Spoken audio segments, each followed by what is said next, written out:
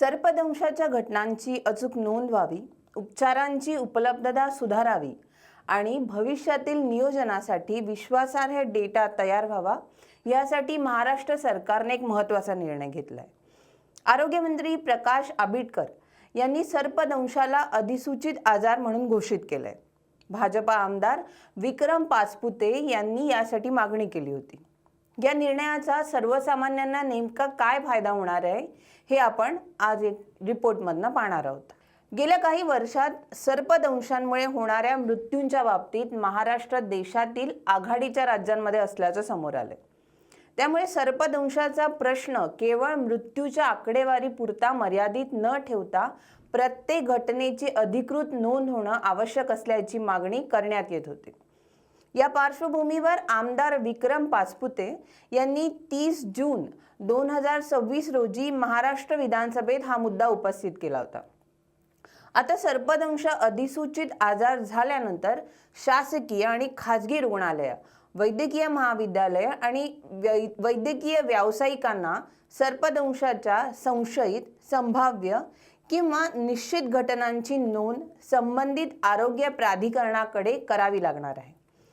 या नोंदींमध्ये केवळ रुग्णाला सर्पदंश झाला एवढीच माहिती नसेल, तर सर्पदंशाचं ठिकाण, तारीख, विषबाधेची लक्षणं, रुग्णाला देण्यात आलेले उपचार, अँटीस्नेक वेनम म्हणजेच ASV च्या किती कुप्या देण्यात आला, रुग्णाला दुसऱ्या रुग्णालयात हलवण्यात आलं का, उपचाराचा अंतिम परिणाम काय झाला याची माहिती संकलित केली जाणार आहे। त्यामुळे राज्यातील सर्पदंशाचं वास्तव चित्र अधिक स्पष्ट होण्यास मदत होईल। मग हा जो डेटा तयार होईल, या डेटाचा थेट फायदा सर्वसामान्यांना कसा होईल हे आपण बघूया। कोणत्या जिल्ह्यात किंवा तालुक्यात सर्पदंशाचं प्रमाण जास्त आहे, कोणत्या काळात घटना वाढतात आणि कुठल्या भागात उपचारांची कमतरता आहे हे प्रशासनाला अधिक अचूकपणे समजू शकणार आहे। त्या आधारे ज्या भागात जास्त गरज आहे तिथं ASV चा साठा आणि वितरण शास्त्रीय पद्धतीने नियोजित करता येईल। यासोबतच सर्पदंश रोखण्यासाठी जनजागृती आणि प्रतिबंधात्मक उपाययोजनाही अधिक फोकस ठेवून करता येतील। महाराष्ट्राच्या वेगवेगळ्या भौगोलिक भागांमध्ये आढळणाऱ्या विषारी सापांचा, त्यांच्या विषातील संभाव्य प्रादेशिक फरकांचा आणि उपलब्ध अँटीस्नेक वेनमच्या परिणामकारकतेचा शास्त्रीय अभ्यास करण्याची गरज आहे।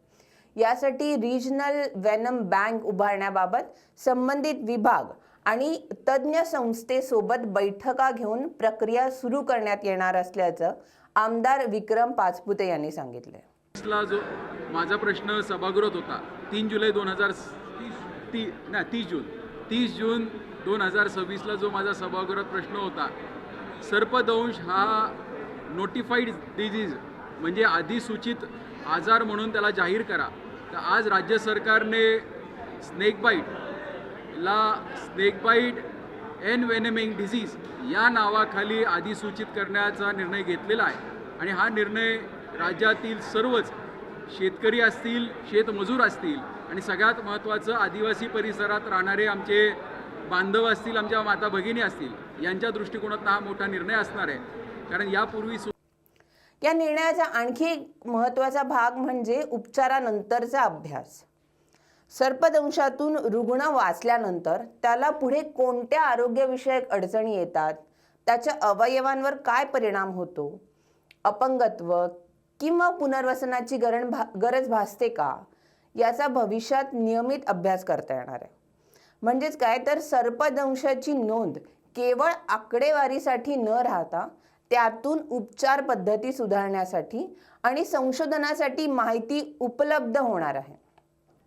सर्पदंशाच्या प्रत्येक घटनेची नोंद, योग्य ठिकाणी ASV ची उपलब्धता, प्रतिबंधात्मक उपाय आणि उपचारानंतरचा अभ्यास या सगळ्यांना एकत्रित आणण्याचा प्रयत्न या निर्णयातून होणार आहे। या निर्णयामुळे ग्रामीण आणि दुर्गम भागातील रुग्णांना मदत होईल अशी अपेक्षा व्यक्त केली जाते।